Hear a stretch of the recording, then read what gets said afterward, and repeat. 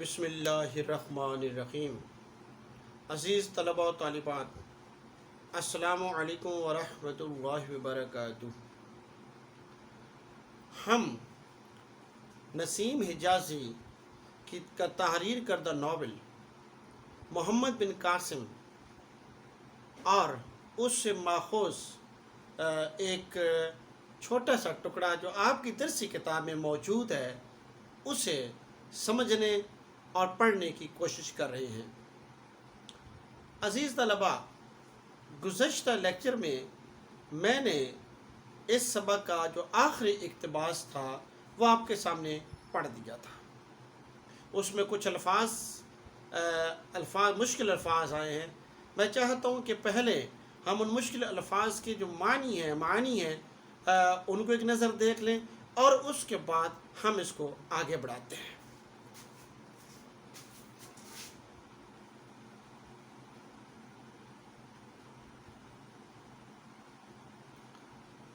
جی، منظم ہو کر، نظم و ضبط کا پابند ہو کر، تدبیر، ترکیب، مٹھی بھر، تھوڑے سے، سرشار کرنا، لبریز کرنا، ترغیب دینا، اکسانا، مہم، مشکل کام، جنگ وغیرہ کرنا، متقاضی، تقاضا کرنے والا، یعنی کہ کسی بات کی طلب، نائب، معاون، برعکس، برخلاف، الٹ، خود اعتمادی، اپنی ذات پر بھروسہ، عالم، حالت۔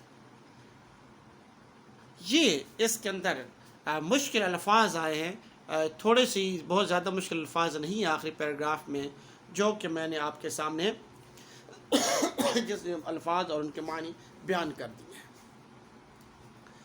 عزیز طلباء، اس سبق کے اندر جو پیراگراف جو ماخوذ ہے اس کے اندر یہ آخری اقتباس تاریخی حوالے سے بہت اہمیت کا حامل ہے۔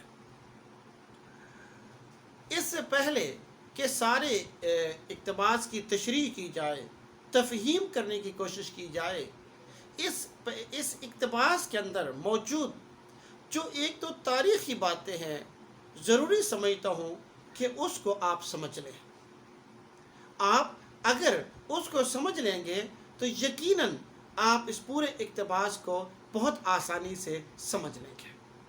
ویسے بھی شاید جن لوگوں نے نصاب ترتیب دیا ان کا مقصد بھی تھا کہ آپ کو اپنی تاریخ سے آگاہی ہو جائے۔ اس لیے میں چاہوں گا کہ آپ کو تاریخ اسلام کے ایک انتہائی اہم واقعہ سے آگاہی دلاؤں۔ اس کے اندر جنگ قادسیہ کا ذکر ہوا ہے۔ قادسیہ ایک کوفہ سے تقریباً 11 میل کے فاصلے پر عراق کا ایک علاقہ تھا۔ آپ اس کے اندر یہاں آپ کو نظر آ رہا ہوگا قادسیہ، میں نے لکھ بھی دیا ہے کہ کوفہ سے 11 میل دور ایک مقام جسے 16 ہجری میں حضرت سعد بن ابی وقاص رضی اللہ تعالیٰ عنہ نے فیصلہ کن جنگ کے بعد فتح کیا۔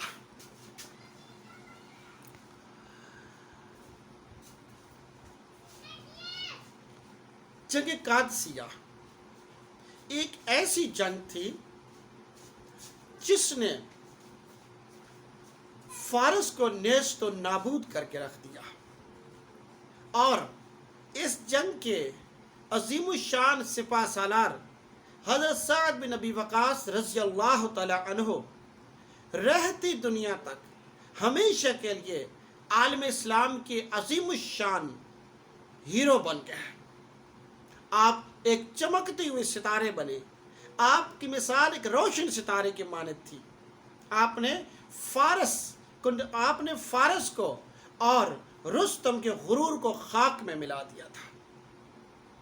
قادسیہ چونکہ عراق میں تھا اور عراق کے نواح میں تھا، جیسے کہ میں نے آپ کو بتایا، کوفہ سے 11 میل کے فاصلے پر تھا، اور جو ایرانی تھے، یہ جو اہل فارس تھے، جو مجوسی تھے اس زمانے میں، آتش پرست تھے، زرتشت کو ماننے والے تھے، یہ شرارتیں کرتے رہتے تھے، کچھ نہ کچھ یہ کرتے رہتے تھے۔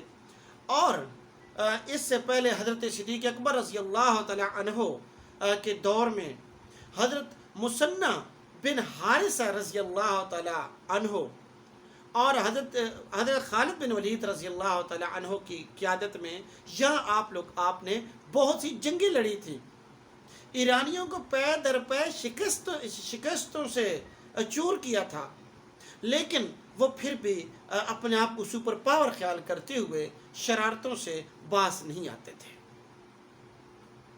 حضرت ابوبکر صدیق رضی اللہ تعالی عنہ کے دور کے بعد جناب حضرت فاروق اعظم رضی اللہ تعالی عنہ کا دور شروع ہوا۔ آپ رضی اللہ تعالی عنہ نے حضرت مثنى بن حارثہ رضی اللہ تعالی عنہ کی قیادت میں ایک دستہ بھیجا قادسیہ کی طرف۔ اسی طرح اس کے بعد حضرت سعد بن ابی وقاص رضی اللہ تعالی عنہ کی قیادت میں 30,000 کی فوج آپ نے قادسیہ کی طرف روانہ کر دی۔ آپ نے جاتے ہوئے حضرت سعد بن ابی وقاص رضی اللہ تعالی عنہما کو یہ نصیحت کی، آپ نے فرمان جاری کیا کہ دریا چونکہ بیچ میں دریا پڑتا تھا، ایک طرف مسلمانوں کا پڑاؤ تھا، دوسری طرف جو ساسانی تھے، جو فارسی تھے، ان کا پڑاؤ تھا۔ آپ نے فرمایا کہ آپ کو دریا عبور کر کے ان کی طرف نہیں جانا چاہیے، بلکہ کوشش کرنی چاہیے کہ ایرانی یا فارسی فوجیں جو ہیں وہ آپ کی طرف آ جائیں۔ آپ رضی اللہ تعالی عنہ نے اپنے لشکر کے ساتھ وہاں جا کے پڑاؤ ڈال دیا۔ دوسری طرف ایران کا مشہور سپاہ سالار اور پہلوان جو اپنی شجاعت میں، دلیری میں اور جرأت میں بے مثال مانا جاتا تھا، وہ تھا رستم تقریباً 1,20,000 فوج کے ساتھ وہاں آن پہنچا۔ یاد رکھیے رستم کے پاس 70 ہاتھی بھی تھے اور 70 ایسے افراد کا گروہ تھا جو اپنے عہد کے بہت بڑے جرنیل تھے، بہت بڑے جنگجو تھے، اور وہ لوہے میں غرق تھے، زرہ پہنی ہوئی تھی۔ اس کے علاوہ ان کے پاس دولت کی ریل پیل تھی، ان کے پاس سامان ہر طرح کا موجود تھا، ہر طرح سے لڑائی کے جو آلات ہیں ان کے پاس موجود تھے۔ ایک دن رستم نے پیغام بھیجا کہ وہ مذاکرات کرنا چاہتا ہے مسلمانوں سے، اور مسلمانوں کا کوئی نمائندہ جو ہے وہ اس کی طرف جائے یا کوئی وفد جائے۔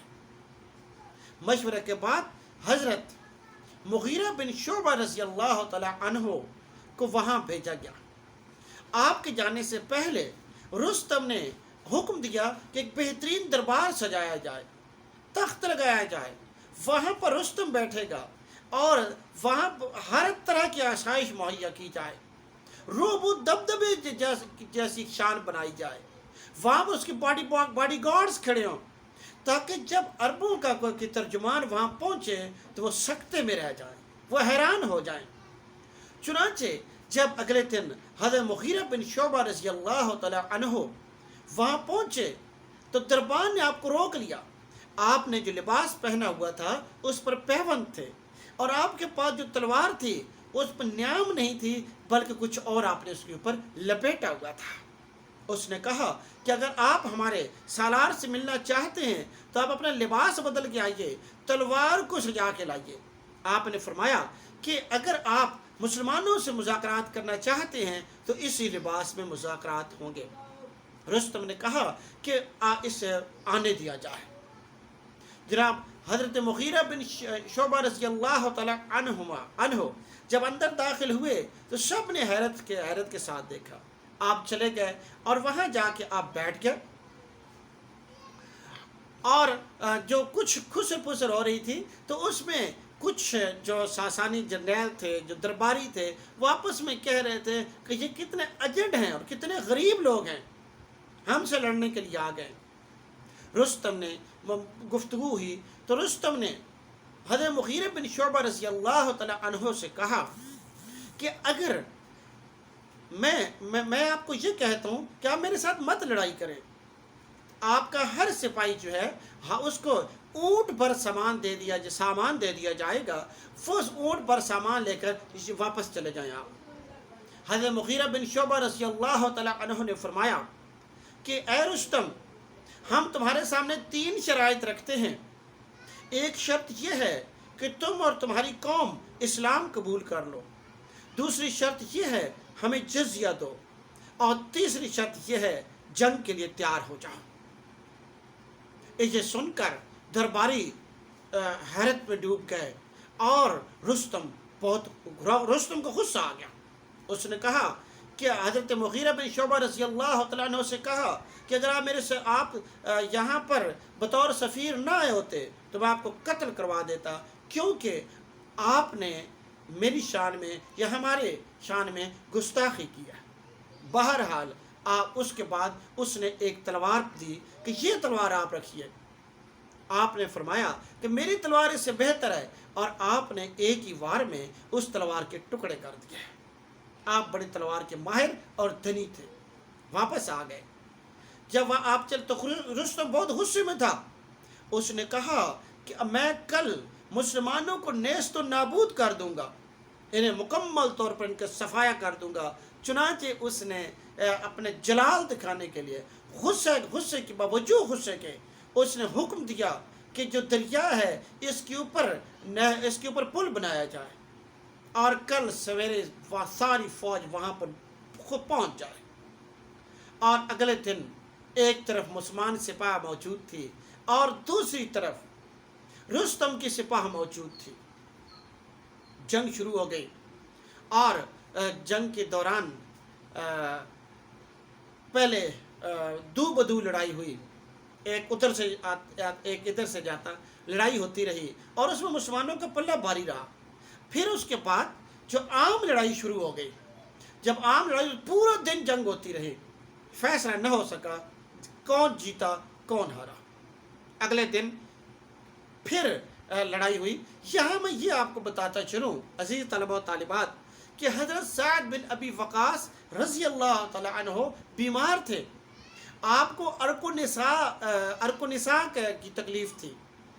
عرق النساء جو ہے ہپ بون سے سارا ہڈی، جو ریڑھ کی ہڈی یعنی کہ پاؤں ہے، شدید درد ہوتا ہے، انسان بیٹھ نہیں سکتا۔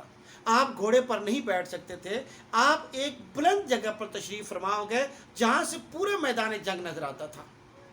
وہاں سے آپ احکام صادر کرتے رہے، پرچیاں بنا کے لکھ کر نیچے پھینک دیتے تھے، اور وہاں کیکا جو ہیں وہ لڑ رہے تھے، ان کی قیادت میں آگے لوگ لڑ رہے تھے، اور آپ جو فرمان جس طرح سے آپ چاہتے تھے آپ فوج کو ترتیب دے رہے تھے، اسی طرح سے فوج لڑ رہی تھی۔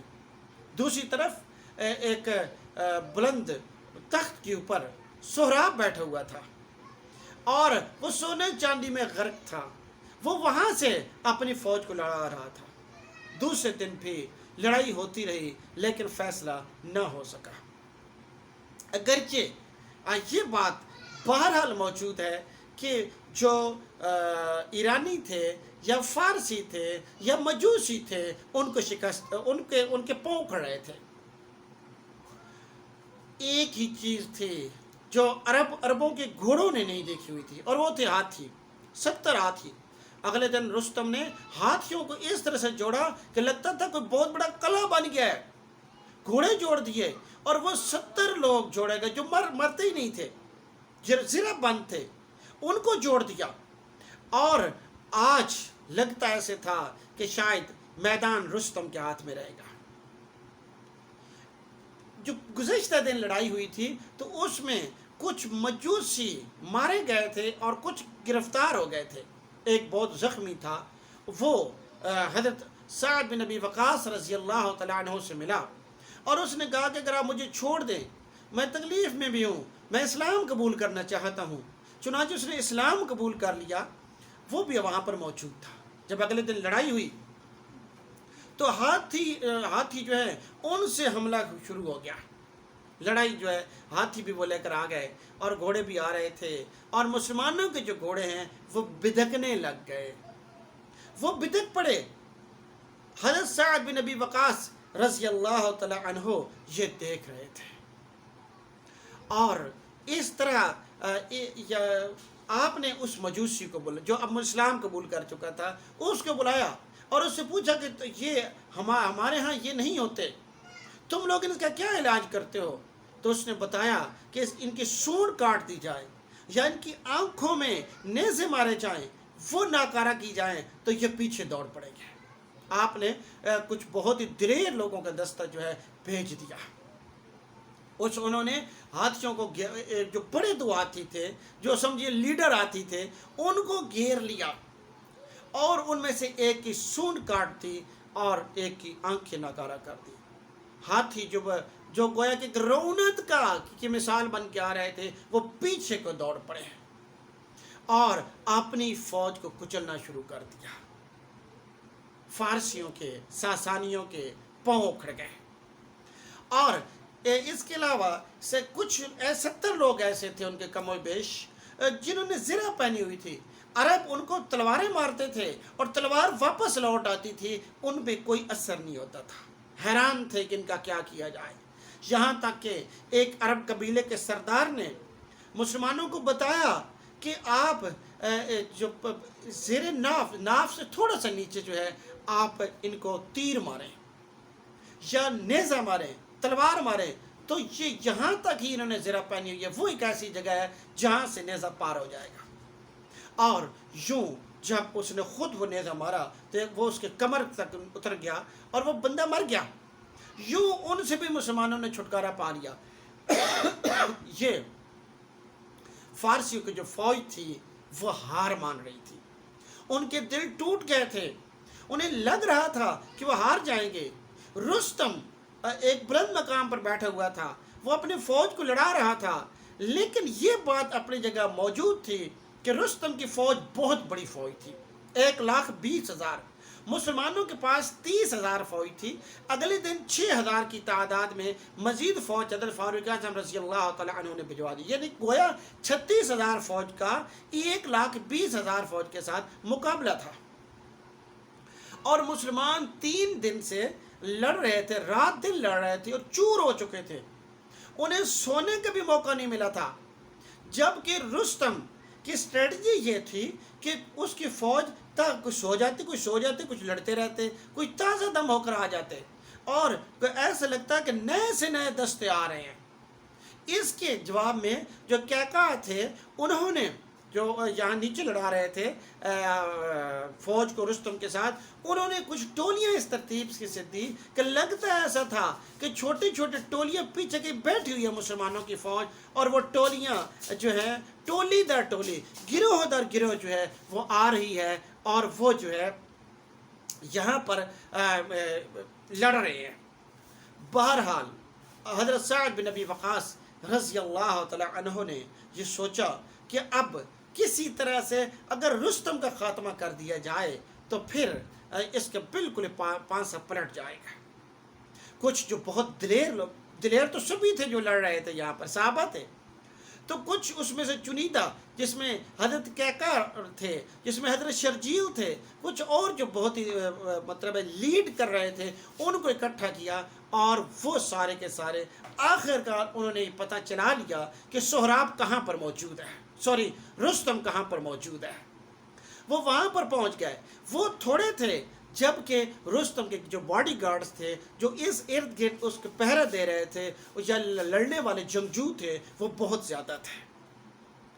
بہت گھمسان کا رن پڑا، اور لیکن عرب پیچھے ہٹتے نہیں تھے، وہ آگے بڑھتے چلے جاتے تھے، یہاں تک کہ اس لڑائی کے دوران جو ساسانی تھے انہوں نے دھول اڑائی، اور اس دھول کے اندر رستم سمجھ گیا تھا کہ شاید اب پانسا پلٹنے کو ہے، وہ وہاں سے بھاگ گیا، اور وہاں سے جب دھول ہٹی تو مسلمانوں نے دیکھا کہ رستم نہیں ہے اپنے تخت پر، اور وہاں جو اس کے باڈی گارڈ تھے وہ بھی ادھر ادھر ہو گئے، تتر بتر ہو گئے۔ اب جو مسلمان تھے وہ رستم کی تلاش میں نکلے، اور ادھر ادھر ڈھونڈ رہے، نہیں مل رہا ہے۔ باہر جہاں کچھ جانور بندھے ہوئے تھے، وہاں کچھ چمڑے کے چیزیں مختلف پڑی ہوئی تھی، کوئی لوہے کی پڑی ہوئی، کچھ چیزیں پڑی ہوئی تھی، ڈھیر پڑا ہوا تھا۔ رستم اس کے نیچے جا کے چھپ گیا تھا۔ اب तलाश में मुसलमान निकले, लेकिन वो नहीं मिला। इधर जो ईरानी या फारसी फ़ौज थी और अरबों की फ़ौज थी, उनके दरमियान लड़ाई हो रही थी। अगरचे एट सम एक्सटेंट, किसी हद तक जो है वो दिल हारते जा रहे थे, वो उनके पाँव उखड़ रहे थे, उनके हाथियों की तरकीब नाकाम हो गई थी, ज़रा बंद लोगों वाली तरकीब भी नाकाम हो गई थी, और ये छोटे से जो एक गिरोह था उसने उन्हें नाको चने चबा दिए थे।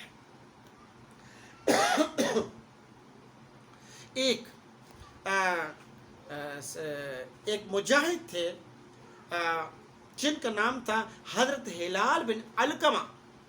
हज़रत हिलाल बिन अलकमा भी ढूंढने के लिए निकले थे रुस्तम को।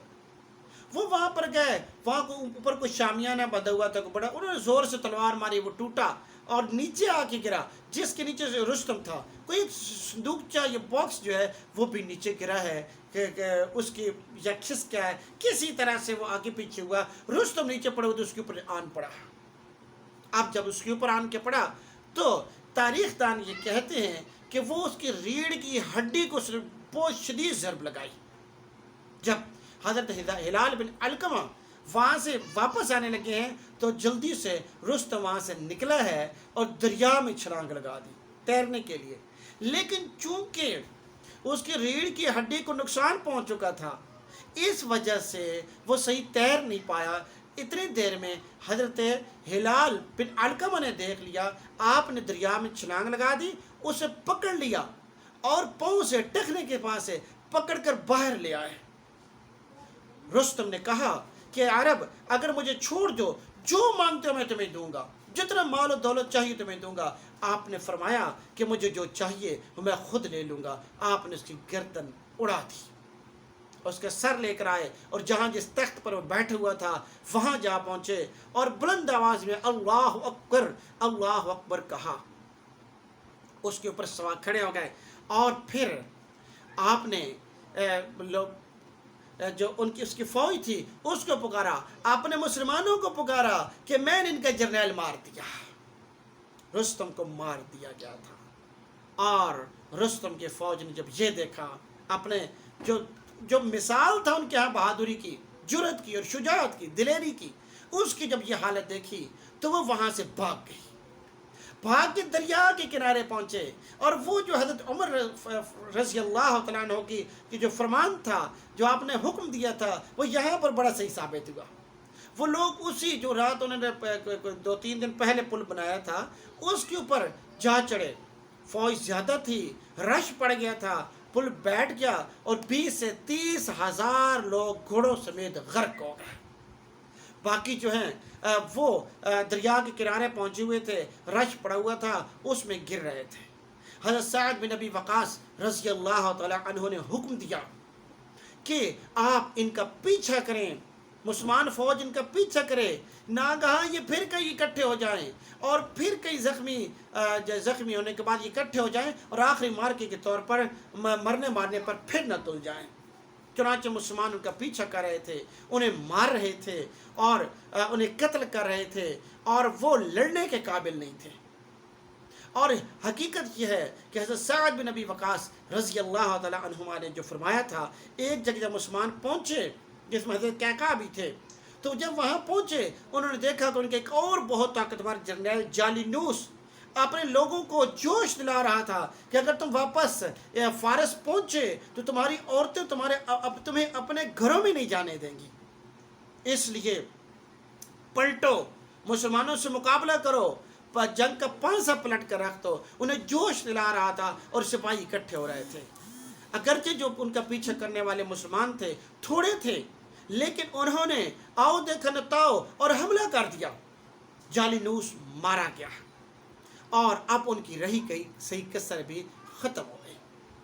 और एक उम्मे कसीर फरमाती हैं, उनके रिटर्न जो है अब भी मौजूद है, महफूज है। वो कहती हैं कि हज़रत साद बिन अबी वक़ास रज़ी अल्लाह तआला अन्हु की ज़ौजा मोहतरमा हज़रत सलमा एक दिन पहले हमारे पास आई, तीसरे दिन से एक दिन पहले, और उन्होंने कहा कि हो सकता है कि औरतों के मैदान जंग में निकलना पड़ जाए। تو ہم تیار تھیں، ہم بھی آخری دن میدان جنگ میں نکل آئیں، اپنے زخمیوں کو خیموں میں منتقل کرتی رہیں، پانی پلاتی رہیں، اور فارسی فوجی جو اوپر سر اٹھاتے تھے اس کو ڈنڈوں سے مار دیتے تھے۔ حالت یہاں تک ہو گئی کہ ایک ایک مسلمان سپاہی بعض اوقات 20 فارسی سپاہیوں کو آپ آگے آگے ہانگا کے لا رہا تھا۔ حضرت سعد بن ابی وقاص رضی اللہ تعالی عنہ نے حکم دیا کہ جو ساسانی نے بڑے بڑے شاندار اپنے بنائے ہوئے تھے، شامیانے سجائے ہوئے تھے، اس میں قالین تھے اور اس میں بڑے مزیدار رہنے کی جگہ بنی ہوئی تھی، آپ نے فرمایا کہ زخمیوں کو وہاں پر منتقل کر دیا جائے۔ جب حضرت زبیر رضی اللہ تعالیٰ عنہ کی زوجہ محترمہ حضرت اسماء بنت ابی بکر رضی اللہ تعالیٰ عنہما کو پتہ چلا تو آپ نے فرمایا کہ حضرت سعد بن ابی وقاص رضی اللہ تعالیٰ عنہ سے کہیے کہ وہ وہاں پر گھوڑے باندھنے کا حکم دے دیں، تاکہ جو فارسی ہیں، اہل فارس ہیں، وہ یہ سمجھیں، ان کو پتہ چل جائے کہ ہم انہی نعمتوں کے لیے نہیں آئے تھے بلکہ ہمارا مقصد کوئی اور تھا۔ چنانچہ وہاں پر گھوڑے باندھ دیے گئے۔ اور جب ساسانیوں کو، جب مجوسیوں کو اس بات کا پتہ چلا تو وہ بہت حیران ہوئے کہ ہم سمجھے تھے کہ یہ مسلمان اس مال و دولت کے لیے یہاں پر آئے ہیں، ان کا مقصد تو کچھ اور تھا۔ یہ جنگ جیت لی گئی تھی اور اس میں تقریباً 8,500 مسلمان شہید ہوئے تھے۔ دوسری طرف نصف سے زیادہ جو مجوسیوں کی فوج ہے وہ ماری گئی تھی۔ بہت بڑا مارکا تھا اور اس میں فارس فتح ہو گیا تھا، جو سپر پاور تھا اس زمانے کی، وہ فتح ہو گیا تھا۔ اور جو حضرت سعد بن ابی وقاص رضی اللہ تعالی عنہ ہیں، ان کا نام مبارک ہمیشہ کے لیے، اور وہ تمام لوگ جو اس عظیم الشان معرکہ میں شامل ہوئے تھے، وہ ہمیشہ ہمیشہ کے لیے امر ہو گئے، وہ ہمیشہ ہمیشہ کے لیے زندہ ہو گئے۔ اور یہ بہت بڑا معرکہ ہوا تھا، بہت بڑی فتح تھی۔ حضرت سعد بن ابی وقاص رضی اللہ تعالی عنہ کو جب پتہ چلا تو آپ کی آنکھوں میں آنسو آ گئے خوشی سے، اور آپ نے پیغام یہاں پر چھوٹی سی میں بات عزیز طلبہ آپ کو بتا دوں کہ آپ نے اس نوجوان کو ہلال بن علقمہ کو بلایا، اس کے دونوں ہاتھ چومے، آنکھوں سے لگائے، اور آپ نے فرمایا کہ جو کچھ تمہیں رستم کے بدن سے ملا ہے، اس کے بدن سے بہت کچھ سونے جواہرات تھے، وہ سارے کا سارا تمہارا ہو گیا۔ جس نوجوان نے جالینوس کو مارا تھا اس نے بھی یہی کہا کہ پھر میرا حق بھی ہے۔ آپ نے اس سے پوچھا کہ تمہیں جالینوس کے ہاتھ سے کیا کچھ ملا ہے، تو اس نے بہت سی دولت کا بتایا، جو اس کے پاس سونے کے ٹکڑے تھے، جواہرات تھے، ہیرے تھے۔ تو آپ نے کہا کہ بہت زیادہ مال و دولت ہے، میں حضرت فاروق اعظم رضی اللہ تعالیٰ عنہ سے اس کے حوالے سے اجازت لوں گا۔ آپ نے ایک شخص کو بھیجا اونٹ پر کہ آپ جا کے وہاں حضرت فاروق اعظم رضی اللہ تعالیٰ عنہ کو بتاؤ۔ عزیز طلبہ و طالبات، وہ شخص اونٹ دوڑاتا ہوا، بڑی تیزی سے دوڑاتا ہوا، وہاں سے لمبا سفر کر کے آخر مدینے پہنچا۔ آپ روزانہ حضرت عمر رضی اللہ تعالیٰ عنہ بڑے بےتاب تھے اس معرکے کو سننے کے لیے، جنگ کی جیت کا ہونے کے لیے، چنانچہ وہ ہر روز مدینے سے باہر نکل آتے تھے، کئی میل دور نکل آتے تھے۔ رستے میں جب انہیں یہ قاصد ملا تو آپ نے اس سے پوچھا کہ قادسیہ کہ کہاں سے آ رہے ہو؟ اس نے کہا قادسیہ سے آ رہا ہوں۔ آپ نے اس سے پوچھا کہ کیا مارکا ہوا؟ اس نے اتنا کہا کہ ہم نے یہ مارکا جو ہے وہ جیت لیا ہے، ہم نے یہ مارکا جیت لیا ہے۔ آپ اس کے پیچھے پیچھے تھے، وہ نہیں جانتا تھا کہ آپ امیر المومنین ہیں، آپ اس کے علم ہی نہیں تھا کہ آپ امیر المومنین ہیں۔ آپ اس کے پیچھے پیچھے چلے گئے یہاں تک کہ مدینہ میں پہنچا، وہاں جا کے اسے پتہ چلا کہ آپ تو حضرت فاروق اعظم رضی اللہ تعالیٰ عنہ ہیں۔ بہرحال آپ نے شکرانے اہل مدینہ کو اکٹھا کیا اور شکرانے کی نماز ادا کی۔ تو یوں یہ عظیم الشان مارکا سر ہوا۔ عزیز طلبہ، ہم یہاں تک روکتے ہیں اور اگلے لیکچر میں انشاءاللہ یہ پورے اب آپ کو یہ واقعہ پتہ چل گیا ہے، اگلے لیکچر میں آپ کو وضاحت ہو جائے گی، اب آپ کو یہ پیراگراف سمجھ آ جائے گا۔ اللہ تعالیٰ آپ کو اپنے حفظ و امان میں رکھے اور دین و دنیا کی بھلائی عطا کرے۔ اللہ حافظ۔